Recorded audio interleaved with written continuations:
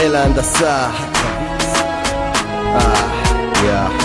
אומרים שאין כבוד בהנדסה אבל הכסופה על הכתף, ושאין כבוד לכסופים אבל אני בגאווה נוטף. שבתכלית הנדסה קרבית הוא חייל בתחתית, אבל אם תביט עמוק בפנים אתה תגלה יחידת על הכתף. אין לי עץ, לא יהלום נוצץ, גם שחור ירוק עם חרב ומשהו לפוצץ. זה מספיק אבל מעיק עם שם כמו הנדסה. חושבים שאני מתקן דברים שמיועדים להריסה, אז התפיסה הזאת שונה מהמציאות זה בטוח. הרי בזכות מי הציר שאתם הולכים בו פתוח. אחי, תהיה בטוח שזאת לא הרוח. זה מטוס, זה ציפור, זה הפלס הקשוח. שדה מוקשים או גשר, תאי לא מיתן, כל מכשול נפרוץ אבל בפומה אין מזגן. ולצמא מעצמה עדיין יש להם D9, מוריד סכין רומס הכל ולא רואה בעין. והליין של שישי בצע מסדירה, פלזמה DVD בנות פול ווליום מסיבה. ואם אתה בא אז שנייה אחי לפני שאתה רץ, תזכור מיליון זבובים אינם טועים אתה בבהלץ.